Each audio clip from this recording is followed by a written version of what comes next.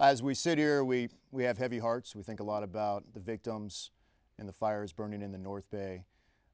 Do you, as leaders of your department, look at stories like this, not only think about the loss, of course, but also what you as an individual, as a leader, can learn? Because what hit me the most was the city of Santa Rosa. It's an urban setting. You guys are leaders of big cities here in the Bay Area. The fire just blew through the city streets. What are your thoughts, Chief Garcia? I'll start with you. Well, I will tell you, like anything else, I think in all of our careers, when anything happens like this, I mean, I think you're constantly thinking, what would we do? What would I do in this situation? You know, whether it's an incident you see that on the officer level that officers are involved in. As an officer, I thought that way, and as a chief, I think we think in these major situations. Quite frankly, in the last couple of weeks that have happened nationwide, where you sit and think, okay, what would I do? How would we handle this? Looking forward, what is this department lacking in order to be able to handle that situation in the future? Because, you know, if we don't learn from things that happen elsewhere, then we're really cutting ourselves short. And so those are some of the things that go through my head. Watching it closely, Chief Kirkpatrick? I am. Like so many others, we have quite a few of our own employees who are impacted. But you hit the right tone when you said heavy hearts. And I think people do look for their leaders to care about them first. People want to know they're cared about. And that, and it is grieving. It's a time of grieving, it's a time of confusion, a lot of pain.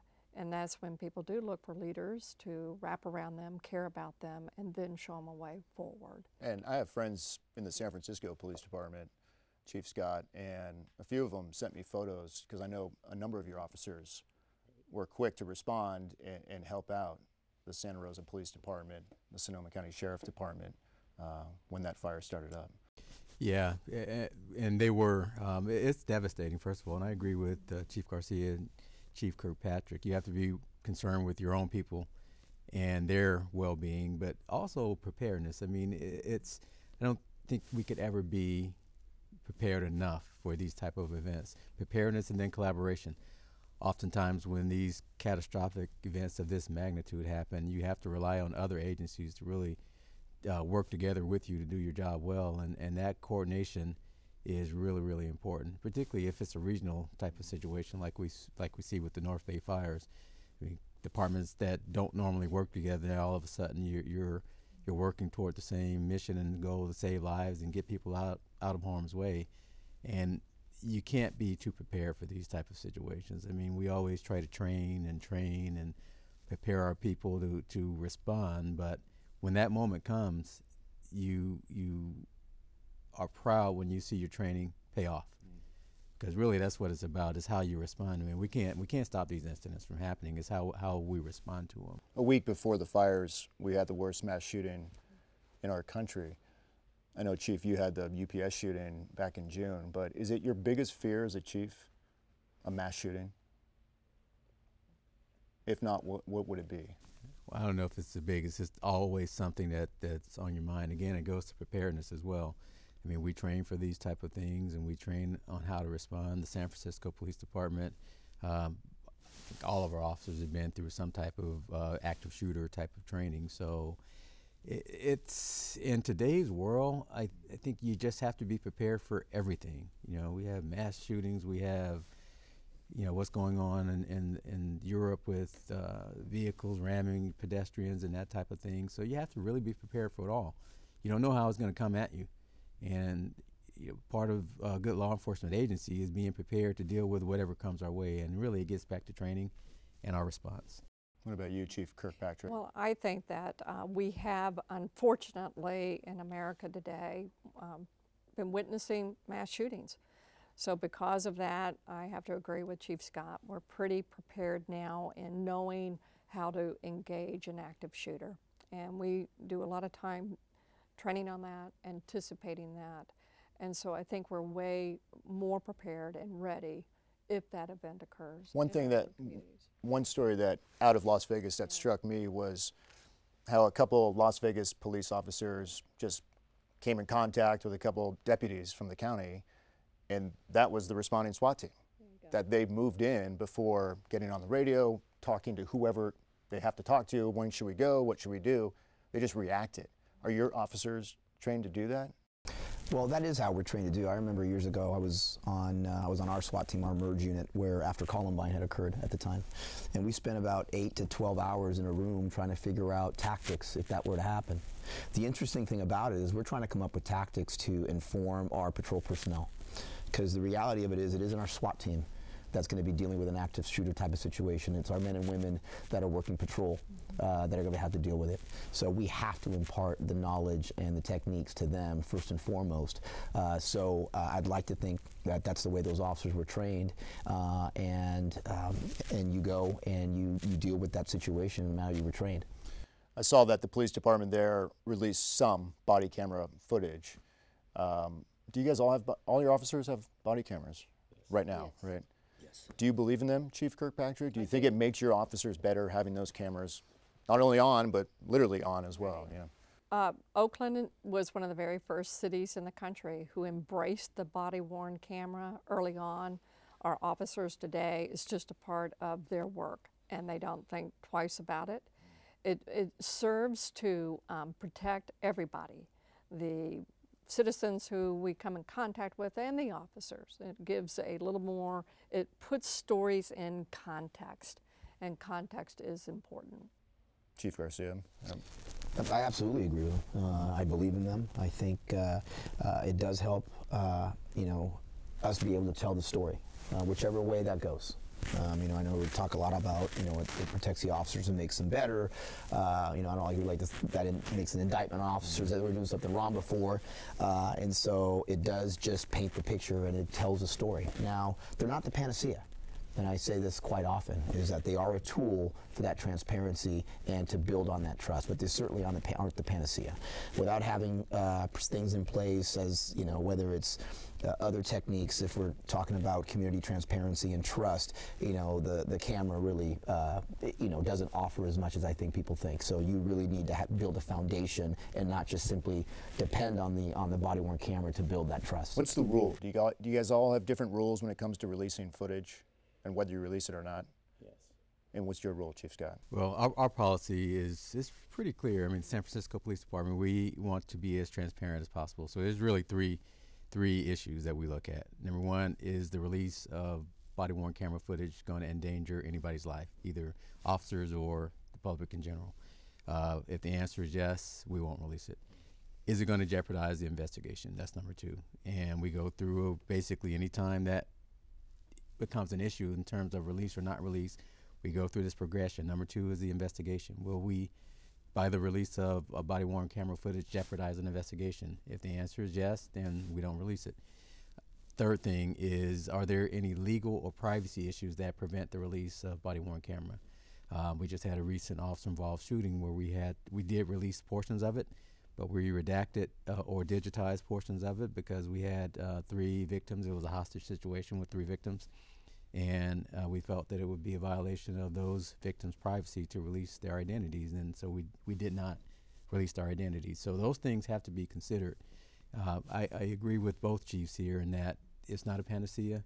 And you have to look at each situation case by case. But you got to understand from the vantage point of others that just put it out there and we'll have everything answered, right? What do you say to those individuals, Chief Kirkpatrick? Well, I think that we don't think through always what they're asking for. I think the guiding principle is transparency, but you can have people like, we don't want a child victim who may be captured on a PD, RD, body-worn camera. We don't want someone's loved one who has passed away to be captured on video and then put it out there for everybody to see. So I think that we think that that's what we mean when we say just put it all out there. But indeed, there are a lot of privacy considerations that we want to be sensitive to. Mm-hmm. To go back to you, Chief Scott, you've had to revamp your training with the DOJ recommendations, 272. Can you say what percentage of those recommendations right now are actually complete? Yeah, about 30% complete in terms of the recommendations have been completed and submitted before the DOJ concluded the work, submitted to the DOJ for review.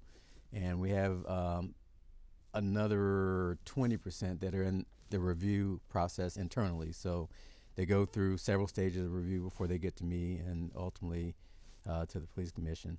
And that puts us, with those that have been completed and those that are in that review process or approval process, about 50%, which is about half of the 272. So we're pleased with that. We still have a long way to go, though. Seems like a lot of eyes are on police officers in this country, you know, with the cell phone, with the officer-involved shootings of unarmed black individuals.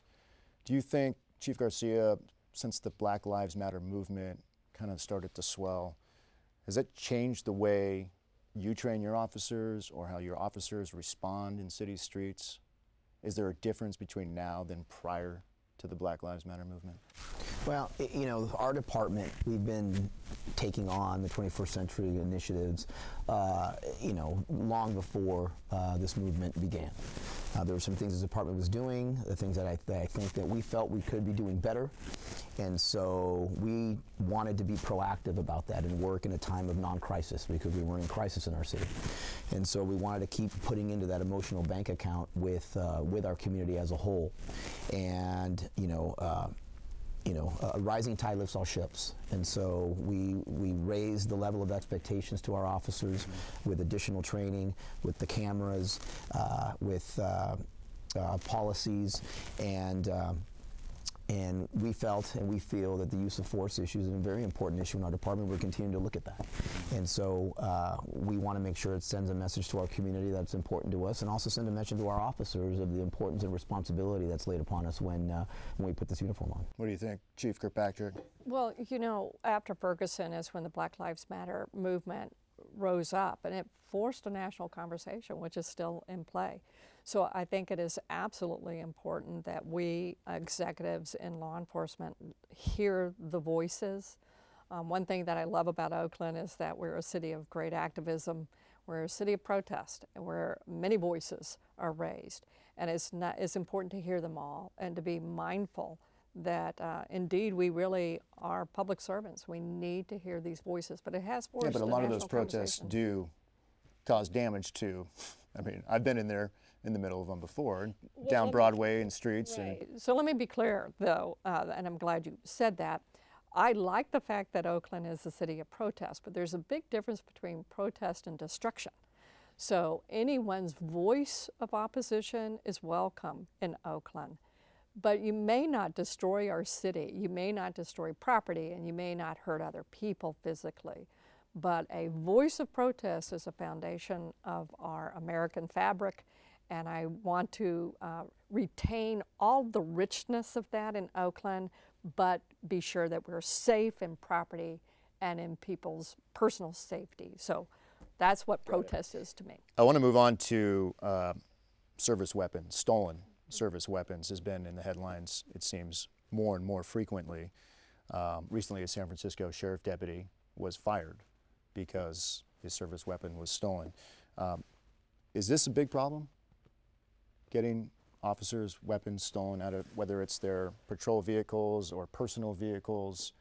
Are you addressing it? Is there a flat rule, Chief Scott? Yeah, we have a policy, and our policy is pretty clear on how officers are required to store their weapons. Is it a big problem on the bigger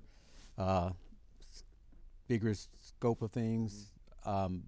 It's a problem, but there's a bigger picture. I think the bigger picture is just the number of guns that are stolen, period.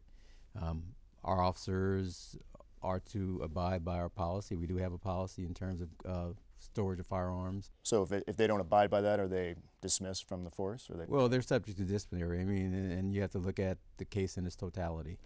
But they are subject to disciplinary. If it's proven that they violated policy, they are subject to disciplinary proceedings. In each case, in any disciplinary case, I mean, I can't just give a blanket statement and say that's going to be a dismissal case. Why not? I mean, if you had your weapon stolen from your personal vehicle and it wasn't locked away. There's a lot of factors that go into that. I mean, if you are, let's say you did everything that you were supposed to do and your weapon still gets stolen, and that does happen, should that person be fired only because they got victimized? You know, so all those things have to be considered. I don't think that is where the public or anybody will want that to go if they did everything that they were supposed to do. What's your rule, Chief Garcia? Very similar to Chief Scott's. Yeah. Obviously, before the new law took in effect, where weapons needed to be the state law that took in effect that weapons need to be stored. We've always disciplined officers that have lost, that had not retained their weapons in a way that caused them to get. But is it a fireable offense? Every offense is subject up into termination, but there's a lot of factors that come into play, as Chief Scott very eloquently put it, that come into play when we impose discipline. It's that comes into a whole different perspective. Is that as chiefs, when we impose discipline, it's a very, very big responsibility that we have, and we don't take it lightly. And so we don't give a blanket statement to any particular. I don't want to speak for the chiefs, but we don't blanket any infraction with that type of lens. We really have to look at each situation, each individual, and the circumstances surrounding it. Do you know how many weapons you've had lost, say the last 5, 6, 7 years? Do you guys keep track? Well, we do keep track. I don't have that at the top of my head, but we do keep track. Right. We keep track of it as well. It's a serious event if anyone has their weapons stolen, and it is governed by policy. All of these things are subject to severe discipline, up to and including termination. I think our hesitancy is that officers have legal due process rights. And so officers will be able to go through those due process steps before a final discipline is meted out. Why do you want to be a police chief? I mean, we're sitting here talking about all these issues, and I'm not even done. I got more to talk about, but yeah, I mean, I'll start with you, because even though you were born in Puerto Rico, you came into the States at a young age, and really you were raised in San Jose. Did you always want to be a police chief? Well, I wanted to be a police officer for San Jose. So never was the leader. You never wanted to be the leader of the department. You wanted to be a police officer. I think we all started off that way. I don't think we all have any aspirations that at some point we're going to be there. Our careers take us in a certain way at one point. Like for me, I was, I was never someone who worked in administrative roles. I always had a particular niche in the police department with regards to the proactive units that I was in, and it really didn't start crossing my mind until much later on that,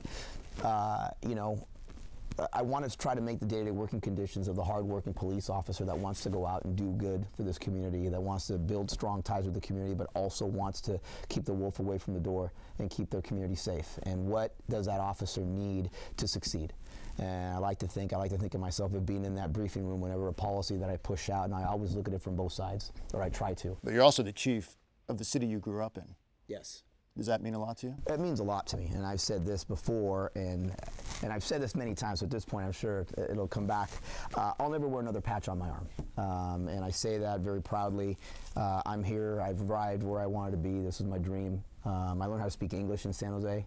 To wear this patch on my arm when I usually am in uniform. I'm very proud of it. And when I retire, I'll be a high school teacher and a football coach is what my goal is to do. So it does mean a lot. And I'll drive around home every once in a while making a decision on policy and go, man, I can't believe I just did that. It was my call. And so, it's a great responsibility to lead the men and women that are truly trying to make this community safe, and to be able to be their voice, speak up for them, hold them accountable when need be, but defend them, especially in these recent years when you need to. I take that responsibility on. You two both have interesting stories, kind of separate, because you grew up in Alabama, Crimson Tide. Correct. Pretty good football team, I hear. Pretty good. And then you put so many years, nearly 3 decades into LAPD. And then this job pops up. Why not stay the place that you've been so committed to for so long and a dream of being a chief there? Well, LA was a great department, and my experience there was, I wouldn't trade it for the world, but you get an opportunity to lead, number one, a great city in San Francisco, and then a great department. Those opportunities don't come up very often, and for me, it was a matter of what city did I think would be in that category to make me want to leave LA. I had a good thing going there, and San Francisco was that place. It just, the opportunity came, and out of all the other jobs, it was a city that I had always wanted to live in the first place. So that made it a lot easier to really explore that option and chase that opportunity. It really is a great city. And I share Chief Garcia's take on things in terms of, I don't think I ever, coming up through the ranks, said I'm going to be the chief of this department or any department.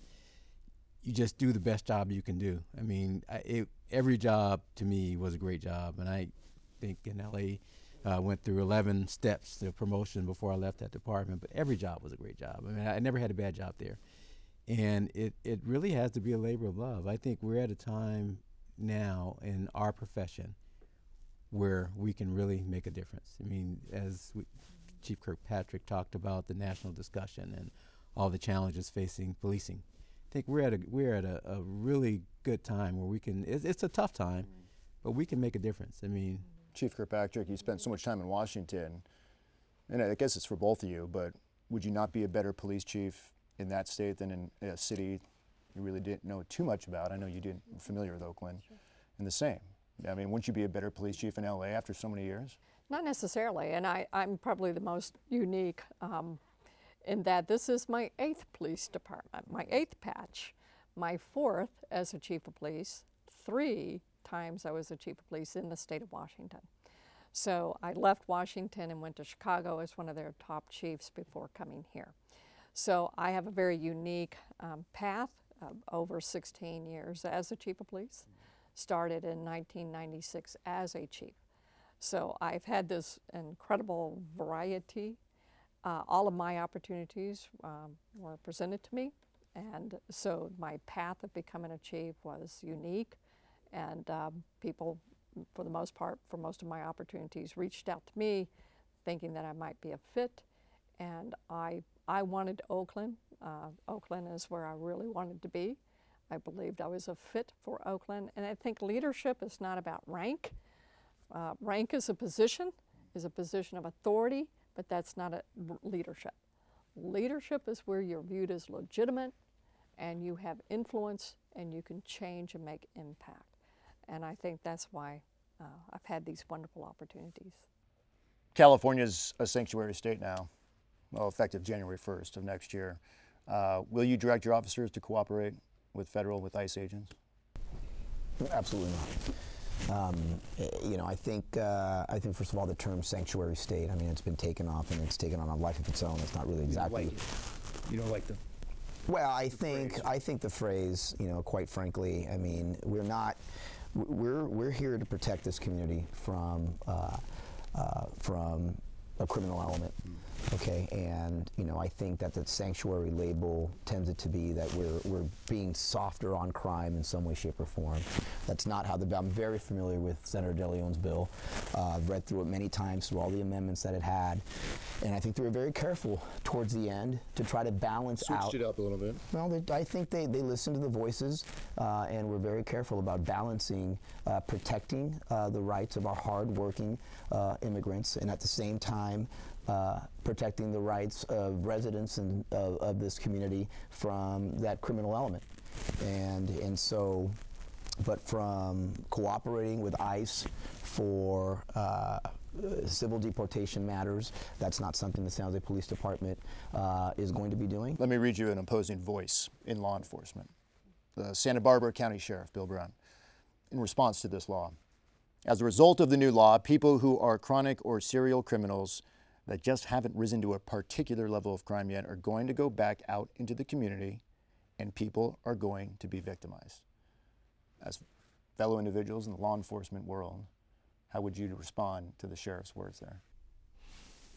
I don't necessarily agree. I mean, there are always challenges in any piece of legislation. I think the values in terms of San Francisco, I think the values of the city are quite clear. You know, we're a sanctuary city for good reason, and I echo the sentiments of Chief Garcia. We want people, number one, to feel comfortable accessing our services, particularly police services. But not only that, health, education, and all the other services that makes a community a healthy community.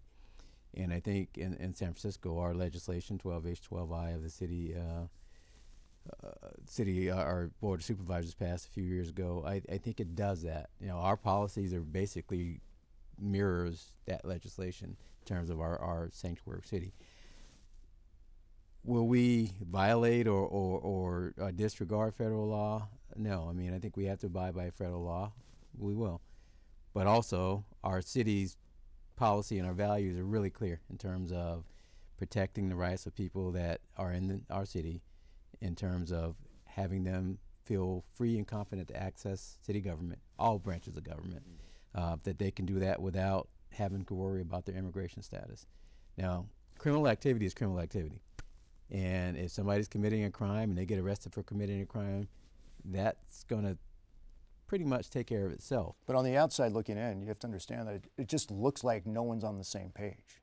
You're all in law enforcement, whether federal, local, but it just seems, based on your answer and the sheriff's answer, and that can be frustrating, Chief, for people sitting at home. Well, being an undocumented immigrant is not criminal. It is civil law, and we have no authority over civil law. We in the city of Oakland take very serious our sanctuary status, and it is unfortunate because the fear is real. And that impacts public safety when people are afraid to call 911 or work with us and be in partnership with us because they're afraid of us. And people, to be undocumented is not a crime. I want to move on, but just real quick answer to this. Do you still share your databases with the federal agencies? Even with this new law, will you share information about individuals? Not just going up and helping them take someone into custody, if they're looking for information on someone? Well, I think that's part of the federal statute, is to cooperate. We're going to continue to abide by that federal statute. It hasn't changed through the years with that. But we will make it clear that we will not be taking part in civil immigration enforcement in the city of San Jose. That's period, and that's where we stand, and that's where it's going to be for us. Databases open? Our databases are presented. We just presented a list of our databases to our Privacy Commission. So we're very transparent about what our databases are and what they are not. And we do answer to a Privacy Commission over that. Yeah, I mean, we're required to release information. We do. Now, in San Francisco City and County, usually that's an issue for the county sheriff, the San Francisco Sheriff's Department, because most of what you're talking about, speaking of, happens once a person is in custody. And the sheriffs get the inquiries from the federal government. It's their jail. Let me just, you have tasers. Yes. You have tasers. Your officers don't have tasers. That's been an issue. Could you imagine leading a police department without your tasers having officers right now? Chief Garcia? I will say it would be challenging. I think I will say this, and I know there's a lot of other issues as to why certain departments don't have, or what have you, but it's a tool, it's a de-escalation tool for my officers, and I know that it has saved not only community members' lives, but it has saved my officers' lives as well. So I think we're very fortunate to be able to have the taser. Chief Kirkpatrick? I was a sitting chief 10, 15, 20 years ago when tasers started to even come into law enforcement. And at the time, most of the advocacy groups wanted police officers to have tasers because it was a tool less than lethal. And so I am an advocate of any and all tools available to an officer when they hopefully allow for those de-escalation opportunities and less than lethal options. So when an officer needs to use lethal force, they have to cross a legal threshold for when it would be lethal. But being able to have a less than lethal tool is a very important thing. There's a study by Reuters that found 1,005 deaths in the United States have resulted from people being stunned with a taser, that really since the early 2000s. So people died. People do die from being tased. But you're saying if the option was to shoot, more people, that number would be a little bit higher. To shoot is a deadly force option. A taser is a less than lethal option, even though the statistics that you're sharing, I don't.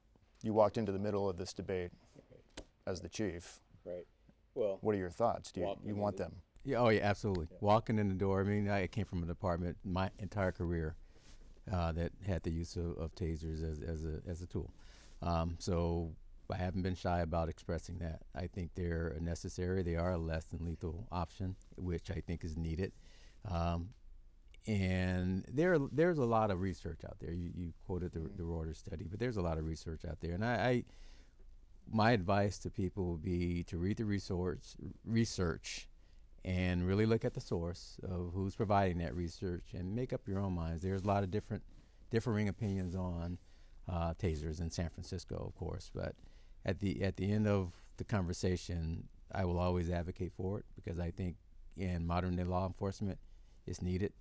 I think it's needed to not only minimize the higher level of escalation of force where possible, but also, I mean, there's research out there that indicates how much it helps in reducing injuries, both to the community and to officers. So they're positives. And like with any other tool that we have on our belt, there's risks. Show of hands, who lives in the city you lead?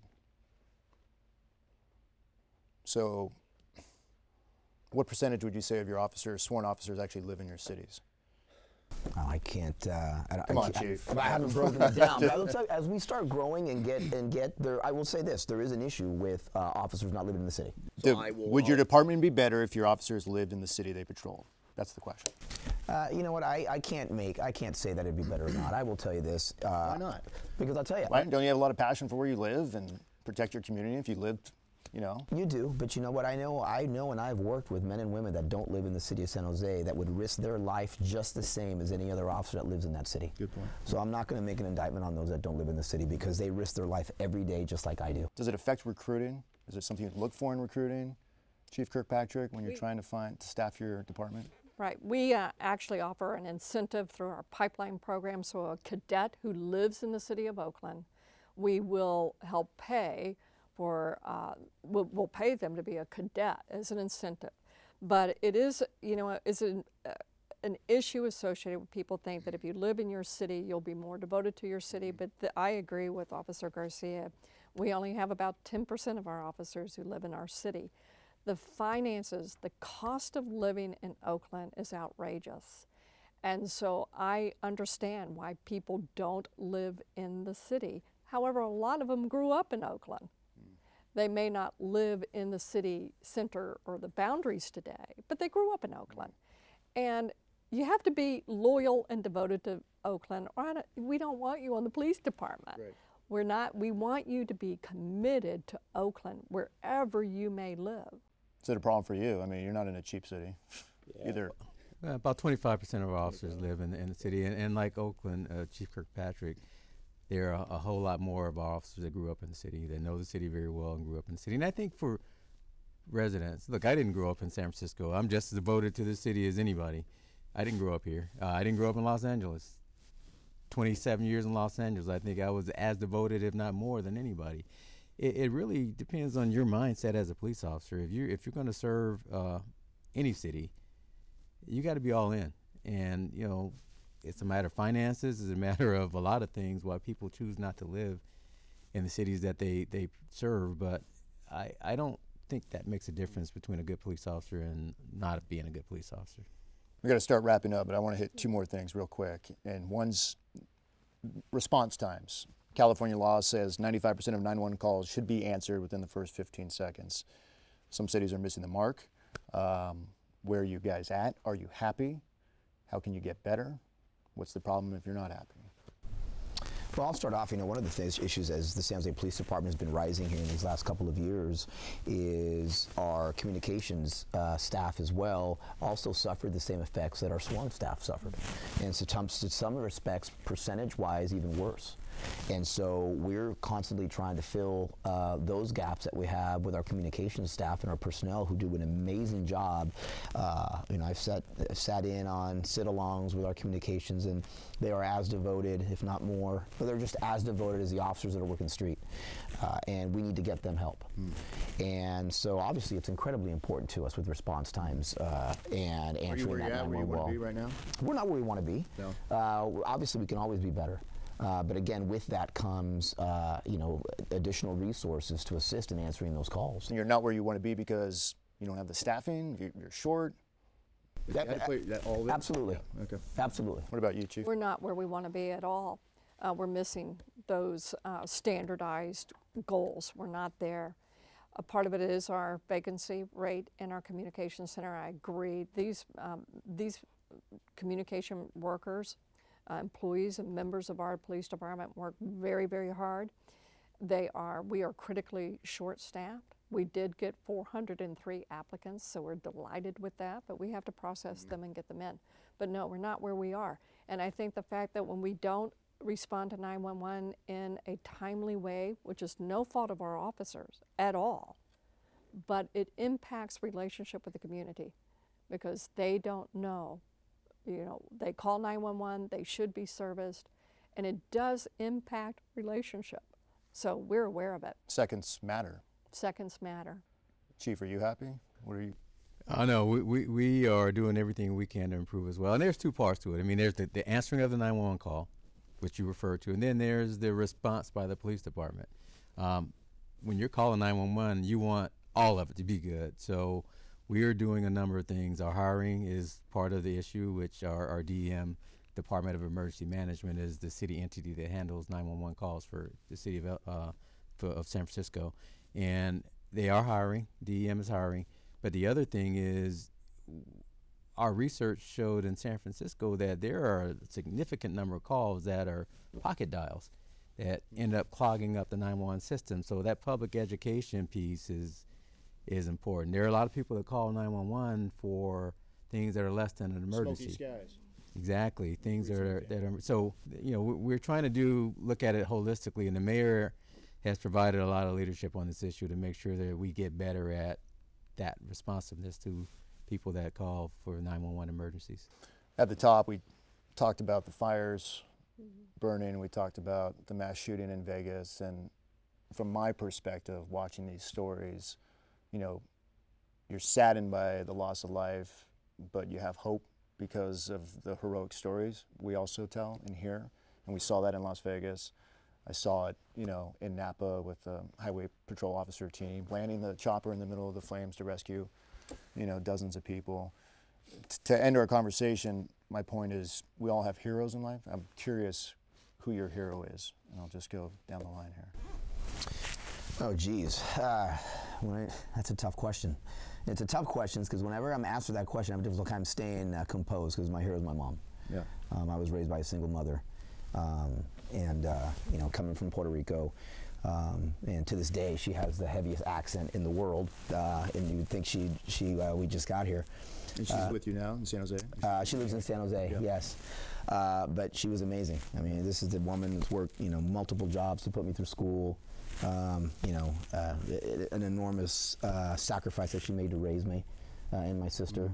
And so whenever it gets rough to come to work one day or what have you, I kind of just think about what the sacrifices that she made. And like I said, the day that I was promoted to chief, I remember sitting at the city council hall and telling her that you know, these 4 stars were hers as well. So she's my hero, and I don't say it often enough, so I hope she watches. We'll make her. Thanks for sharing, Chief. My mother and father have always been my heroes. Yeah, likewise. My mom, single mom, a widowed mom anyway. And same. I mean, I watched her work 12, 13 hours a day and go back to school after we were born, and, you know, further her education. And I know my work ethic comes from her, and a lot of what I am comes from her. So I would have to say that. But I also have to say, when you become at this level of any organization, but particularly a police department, you start living through your officers.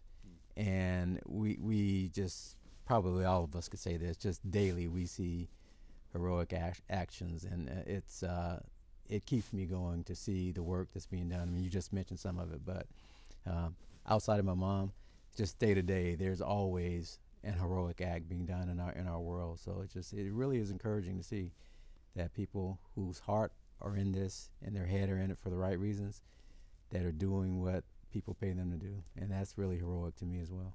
Well, took a few months, but we all got together. So thanks for coming in. I appreciate it, and it was a good conversation, and continue to be good leaders. Thank you. All right. Thank you. I'm Mike Mibach, and thanks for watching. Thank you. Right. All right. Good to see you again, Bill. Yeah. Shut up, all you guys walking out Yeah. all night to see her. Thank you. I don't think we can do that. Why not? No, we don't need it. Yeah. Sure. Yeah, yeah, yeah. All right, for That's sure. fine. Yeah, yeah. I think they're free. Yeah. Thanks, guys.